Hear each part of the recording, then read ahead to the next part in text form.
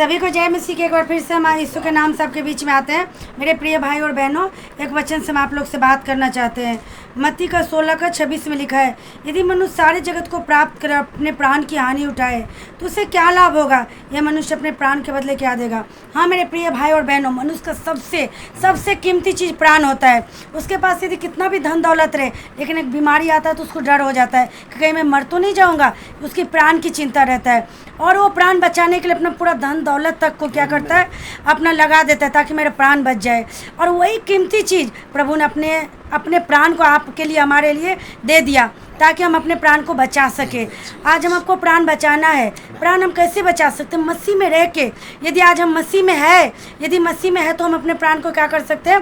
बचा सकते हैं। मसीह से अलग होके हम अपने प्राण को क्या करेंगे?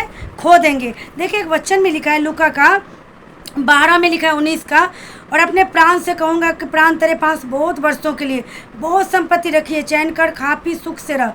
परंतु परमेश्वर ने उससे कहा, हे मूर्ख, इसी रात तेरा प्राण तुझसे ले लिया जाएगा, तब जो कुछ तूने इकट्ठा किया वो किसका होगा? मेरे प्रिय भाई और बहनों, ये वचन में आप एक धनवान की कहानी है जो बहुत सारी संपत्ति इकट्ठा किया। वो छोटे छोटे वो अपने बखारी को तोड़ करके बड़ा बखारी बनाया, पूरा भंडार को इकट्ठा किया और बोला कि अब तो मेरे पास बहुत कुछ है, अब हम चैन से खाएंगे पिएंगे आराम से रहेंगे। लेकिन खुदा बोला, अरे मूर्ख, तेरा प्राण तुझसे ले लिया जाएगा तो तू क्या करेगा? सच में मेरे प्रिय भाई और बहनों, यदि प्राण हमारे पास नहीं तो हम क्या कर सकते हैं? कुछ नहीं कर सकते हैं। प्राण बहुत कीमती है और जो प्राण को प्रभु ने दे दिया, क्यों? क्योंकि आप प्राण को बचाए। आज हमको प्राण बचाना है तो मसीह के साथ संगति में रहना है, तभी हम प्राण बचा सकते हैं। वरना ये प्राण को शैतान छीन लेगा, ये प्राण को आप खो देंगे और सदा काल के लिए मृत्यु में, दूसरी मृत्यु में चले जाएंगे। प्राण हमारे लिए, क्योंकि परमेश्वर क्या कहता है, एक वचन में लिखा है मरकुस में कि सारे मन से, सारे प्राण से प्रभु से हमको प्रेम करना है। हाँ मेरे प्रिय भाई और बहनों, सारे प्राण से प्रभु को आप प्रेम कीजिए तो आपका प्राण क्या होगा? प्रभु में सेफ रहेगा। क्योंकि देखिए, जब हम प्रभु को नहीं जानते हैं, यदि हम जान के भी प्रभु से दूर रहते हैं तो मरे हुए अवस्था में रहते हैं। हमारे जीवन में प्राण काम नहीं करता है। क्योंकि देखिए, एक वचन उड़ाऊ पुत्र की कहानी आप सबको मालूम है। एक वचन लास्ट हम पढ़ेंगे, 15:32 में लिखा है, परंतु आनंद करना और मगन होना चाहिए, क्योंकि यह तेरा भाई मर गया था फिर जी गया, वो खो गया तो अब मिल गया।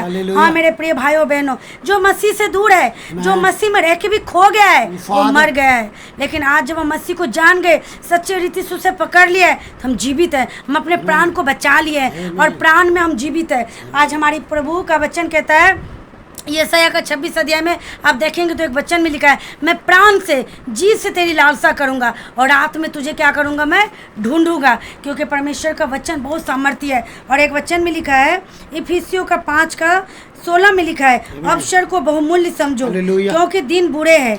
और एक वचन ऊपर में पढ़ेंगे, इस कारण कहता है, हे सोने वाले जाग और मुर्दों में से जी उठ, तो मसीह की ज्योति तुझ पर चमकेगी। जब तक हम खुदा को नहीं जानते हैं मसीह के लोगों, तब तक हम मुर्दे अवस्था में रहते हैं, हमारे प्राण मुर्दा अवस्था में रहते हैं। लेकिन हम खुदा को जानते हैं तो हमारे प्राण को परमेश्वर क्या करता है? बचा लेता है, हम जीवित हो जाते हैं।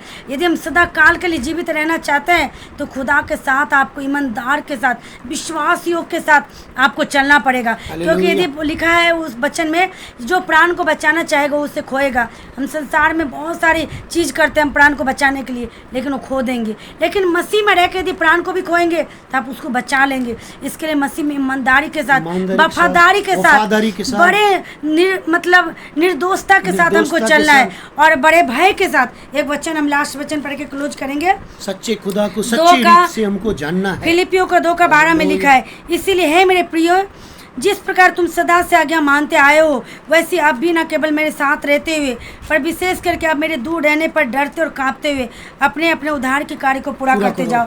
प्रभु के लोग, जब हम चर्च में रहते हैं तो बहुत अच्छा से रहते हैं, हम बहुत अच्छा हालेलुया स्तुति महिमा करते हैं। लेकिन हम चर्च से बाहर आते तो हमारे जीवन क्या हो जाता है? पाप में, बुराई में लिप्त हो जाते हैं। पौलुस सिखा रहे अपने कलीसिया को, जब हम तेरे पास था तो तुम बहुत धर्मी के साथ जीवन बिताया, यदि मैं तेरे पास नहीं रहूँगा तो भी तू उद्धार की कार्य को डरते हुए कांपते हुए पूरा करते जाओ। परमेश्वर के लोगों, प्राण बहुत कीमती है और शैतान उसे छीनने पर है, पाप करा के आपके जीवन में बुराई ला करके, संसार के अभिलाषा ला करके। इसके लिए आपको रोज, प्रतिदिन, प्रति क्षण डरते हुए कांपते हुए जो उद्धार प्रभु दिया है उस कार्य को पूरा करते चले जाइए। पश्चाताप के साथ हम प्रभु में आगे बढ़ते चले जाइए। इस वचन के द्वारा प्रभु सबको आशीष दे। आमीन।